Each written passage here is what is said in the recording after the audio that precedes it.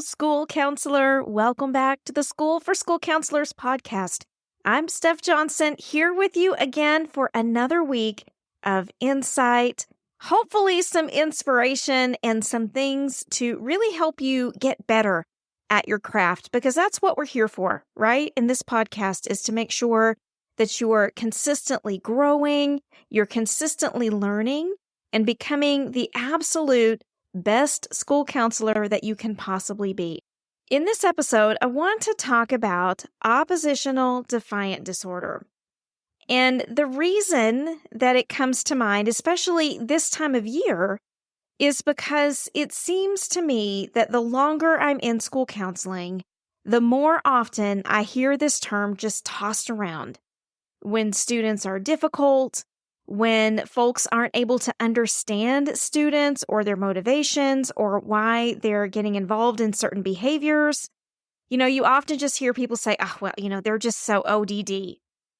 And this is troubling to me for several reasons. So I'm going to walk through with you today what true oppositional defiant disorder looks like, why we need to be really careful assigning that term to students, and what we can do if we have a difficult student in our midst, or maybe more than one, right? What can we do to really support those students and help them to be their best selves at school? But before we jump into that, as always, I'm going to read a very sweet review from a kind School for School Counselors podcast listener. And I want to urge you now, if you haven't stopped to give us a review, y'all, this is the currency that podcasts run on. This is how folks find out about us. This is how people find out if you think we're any good or not. You got to let the world know. So if you haven't yet and you're an Apple Podcast subscriber, hop on over and leave a review in Apple Podcasts for us. It's worth more than $1 million. And if you're on a different podcast platform, hop on over and give us a rating. We certainly would appreciate that too. It just kind of keeps the wheels turning around here. This week, our review comes from somebody with the coolest screen name that I've seen in a while. This comes from Hey Baby 11, and their review is titled, "One of My New Favorite Things to Do." The review goes on to say this: I'm a first-year school counselor. I have told multiple people close to me that I never knew what I signed up for in this position until I started it. Being a school counselor, you are so important to these students and staff members, and that comes with a lot of pressure. I love this field of work for so many reasons and love all the connections I've made in this first year, but I am completely mentally and emotionally drained every day when I go home. Listening to your podcast for the first time a couple weeks ago gave me a sense of validation that I've been missing in my life since before I began in the school months ago. I'm a counselor of 380 students, and I find myself helping as much and fast as I can, trying to do more and more, but never feeling caught up or like I can breathe. Hearing that others feel the same has helped me so much because I thought I was alone in this. I've taken pointers from your self-compassion podcast and have tried implementing those strategies, as well as finding more time for what I need. I contacted a colleague and now have a weekly scheduled time to discuss whatever we wish in a safe space together regarding our jobs. Thanks so much. I plan to continue to listen to your podcast during my lunch breaks and during my car rides to decompress. What a lovely and thoughtful review. Hey, baby 11. I'm telling you what, man, you know how to throw some words down there. I am so grateful for your thoughts, for your compliments, but most of all, I'm grateful for the opportunity to serve you and so many of our colleagues in knowing that you aren't alone, that this isn't an unusual experience that you're having, and that we can band together not only to support and empower each other, but also to catalyze some change in our field. And we're working really, really hard toward that end. I'm glad you're here with us along for the ride. All right, guys, again, I'm going to ask you if you haven't left a review, join in the Cool Kids Club like Hey Baby 11 and leave us a quick review for the podcast. We could not thank you enough for that. All right, so let's hop into the idea of oppositional defiant disorder, a term that we hear people toss around all the time. And quite frankly, I don't love that, but it is what it is. It just sort of seems to be the world we're living in right now. If you don't know what to do with the kid, if they get persnickety, if they're argumentative, if they don't cooperate, all of a sudden we're calling them ODD. Perhaps you have some students on your campus that behave this way. They're argumentative, they refuse to complete work, they may shout, they may accuse others, they may curse, they may threaten, they may have these severe emotional outbursts. Sometimes those get physical. Do you have any of those? And maybe you've tried incentivizing good behavior, right? You've tried the behavior charts. You've tried rewards. You've tried positive incentives. Perhaps you've tried building rapport, right? For hours upon hours. You've tried gaining parent cooperation. You're trying to get teacher buy-in, everything you can think of, but nothing seems to be getting better. Sometimes I think teachers like to slap this label on kids during conversations because it gives them a feeling of control in a very out of control situation. But here's the thing. We're not doing students any favors when we start thinking about them as ODD, right? There are a couple of reasons for that. First, it just kind of cements an identity for students, right? Oh, they're just ODD, like nothing can be done about it. Or, man, it's out of my hands, they're ODD. What do you want me to do about it?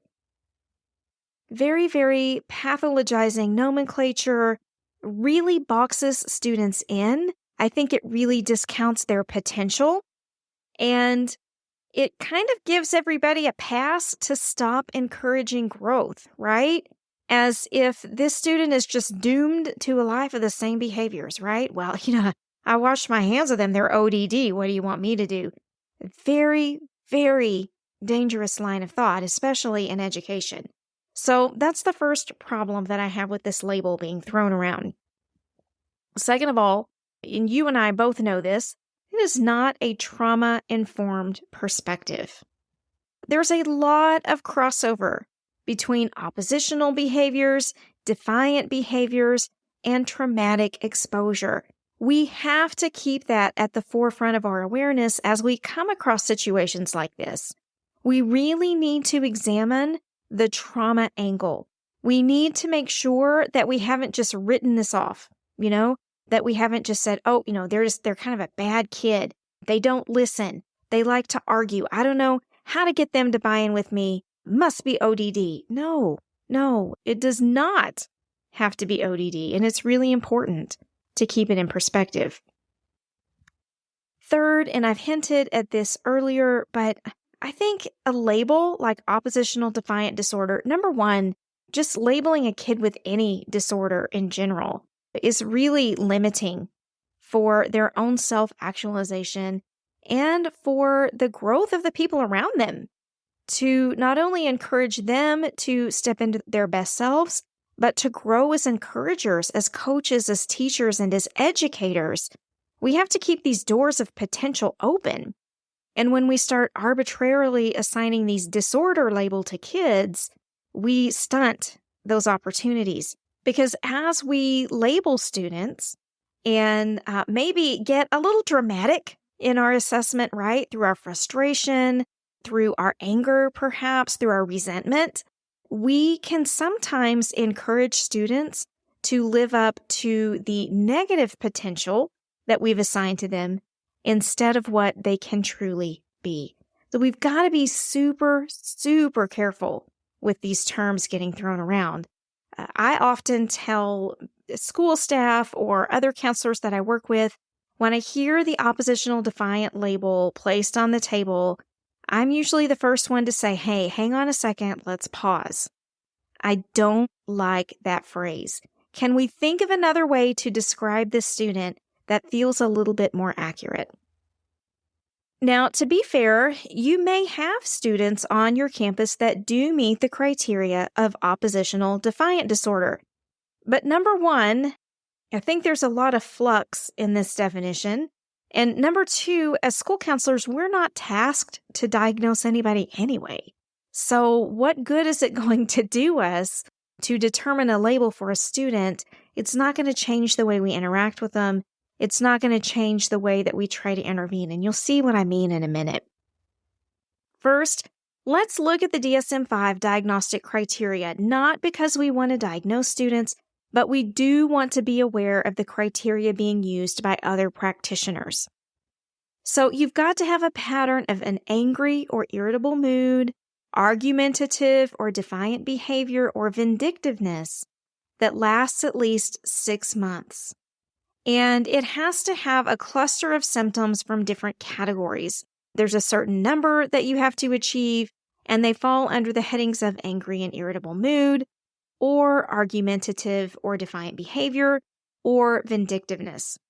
All right. And it's really important as we talk about these kinds of things like losing temper, like being touchy, easily annoyed, resentful, arguing with authority figures, right? Defiance or refusing to comply, deliberately annoying other people, blaming other people for their mistakes or their misbehavior. All of these different kinds of things. We have to remember that some of this may be developmentally appropriate, right? To an extent, it may be appropriate. So there are different criterions depending on the age of the student, depending on the frequency, the intensity of the behaviors, those kinds of things. And then we've also got to consider gender. We've got to consider culture. So there's a lot of pieces that go into this. It's more complicated than you'd think. And that's another reason I really don't like people throwing this term around. These disturbances also have to be associated with distress in the student or others in their social context. And it has to have a negative impact on some of their major areas of functioning, like their social relationships, their educational attainment, their ability to hold a job, those kinds of things. And then they have to be independent of some other sort of complicating factors, other disorders and things like that. So given the criteria for this disorder, I think it is really dangerous and probably pretty unethical for us to be throwing this term around without a definitive diagnosis. But also, you'll hear, there's a lot of play in these definitions. There's a lot of things that have to be determined and teased out. It's not so simple as filling out a screen or handing it in and going, oh, yep, they've got oppositional defiant disorder. It doesn't work that way. One key characteristic of oppositional defiant disorder would be that the student can't understand why or how reward or punishment should impact their behavior. It's not that they're choosing to behave in these ways. They honestly don't understand what the different alternatives should be. If you offer them incentivized choices for behavior, they're not even going to understand why you would do that. And similarly, if they get punished for something they do, they genuinely cannot understand why they would be punished for doing what they think everybody would do. So it gets pretty complicated once you dig down deep in this. And what's even more interesting is Bessel van der Kolk, who many of you know from the book The Body Keeps the Score, has actually proposed a whole different label for some of the kids that are falling under the ODD nomenclature. And he proposes a label of developmental trauma disorder. Kids with a trauma history do tend to show more oppositional defiant behavior. And so he's kind of leading a charge currently to tease out the differences between these two. But all that aside, knowing kind of what oppositional defiant disorder looks like, what students who have been exposed to trauma looks like, we need to take a trauma-informed lens anytime we're confronted with a student who appears to be oppositional and or defiant. So what can we do to support these students at school? Number one, you know I'm going to say this. You can hear it coming, I'm sure. Build relationship, right? No matter what they may imply, relationships are important for all students. You have to be able to invest in your difficult folks, or you have to be able to find somebody else who can. Yeah? And you've got to remember, this is a long game. This is not going to be a matter of sitting down together 2 or 3 times and all of a sudden you're campus besties. It doesn't work that way. Depending on their age or their grade level, a student may have been ostracized. They may have been marginalized in school for quite some time. And so it's going to take a while to gain their trust. They may have written everyone off around them, or they may have had experiences where folks looked like they were attempting to get to know the student, but really were trying to build that relationship for the purpose of manipulation. And once the student didn't comply in as quickly a manner as the adult would have liked, they retreat, right? They pull away from that relationship and just go, oh, well, I just don't know what to do with them. I tried, right? This is a long game. And when I say long game, sometimes that's weeks, sometimes it's months, sometimes it's years. And so are you prepared to invest in that? You really need to take a good long think about it. Second, to support students with these types of behaviors on campus, let's just take all these little behavior charts, rip them up in little tiny pieces, and set them on fire, please. Get rid of the behavior charts. For a student who doesn't understand why reward or punishment should influence their behavior, a chart ain't going to do it. Behaviorism with these oppositional behaviors, in my opinion, fail spectacularly. And so what I would propose instead is skill building with students, right? Teaching them how to utilize some skill subsets in their classroom. What I mean by that is, if you have an oppositional student and they're directed, to get to work on that assignment, get that completed, of course they're going to say no, right? Or they're going to shut down, or they're going to refuse to complete the work. Lots of students with these types of behaviors really appreciate a choice. You can do this or you can do that. If you can craft these choices correctly, you're going to be giving them 2 options. Either one would be what you would want to see. And so that's kind of the game on this, is to give them 2 desired outcomes and let them choose the one they want to pursue. You can also teach students how to pursue alternative activities when they're just not feeling what they're supposed to be doing. Now, does this give them the opportunity just to completely disengage and not do it? No. But if you set limits, if you set some parameters for this, give them the option to, at some times, choose some alternative activities, you may see some improvement overall. And again, this is a long game. It's not going to be 1 or 2 times and all of a sudden they're a new person. But giving them choices, giving them some control in their environment typically helps. And then we've got to practice these. It's not something that we can just direct them to do in the classroom. If they're presented with a request they don't want to follow, their brain is immediately going to fly toward, how can I get out of this as quickly as possible, right? And so they're not going to be able to think through their options. They're not going to be able to reason through what they want to do next. So we must practice with them beforehand, at different times during their day, to really make sure that we're setting them up for success. And then last in that line of thought of getting rid of the behavior charts, of skill building and practicing exercising appropriate choices, we've also got to maintain consistent routines and schedules in the classroom. Y'all, some of our classrooms are really struggling in this area. Our masterminders talk all the time about walking into classrooms that feel like free-for-alls. Students are getting up, they're wandering around, they're calling out, they're talking over the teacher. We heard a story here recently about a teacher who was teaching over students who were talking over the teacher, and it just kept getting louder and louder and louder on both sides.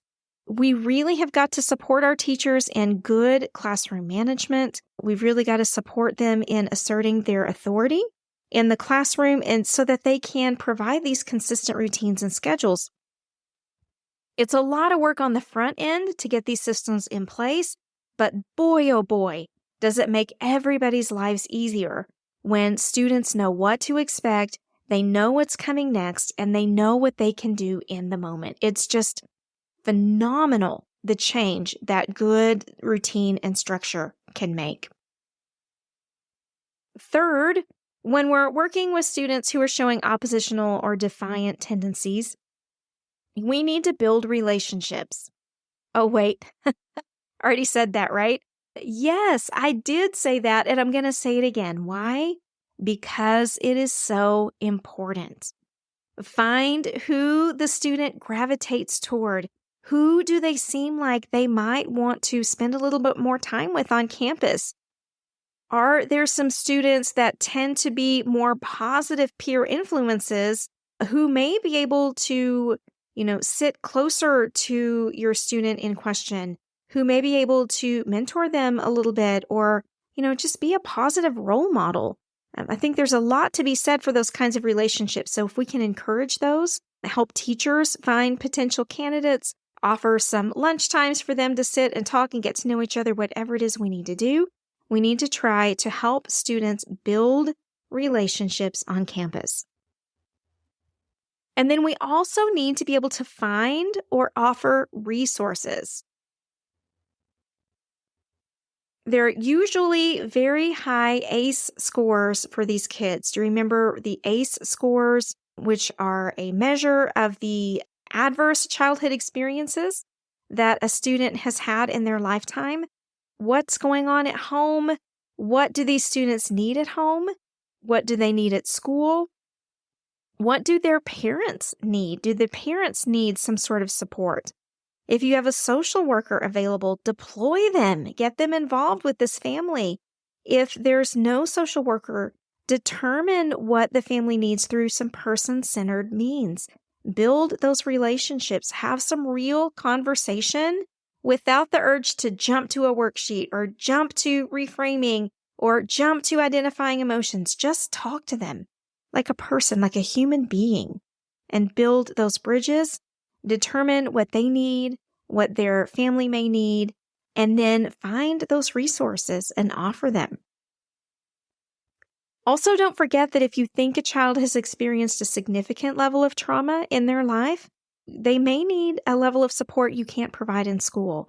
And that would be when you would need to refer them out to a therapist in your area, investigate some programs available within your schools, on-site therapists, telehealth therapists, community therapists, whatever you can find, get them involved in some services to help them with their oppositional or defiant behaviors. And my last tool when you're dealing with suspected ODD is build relationships.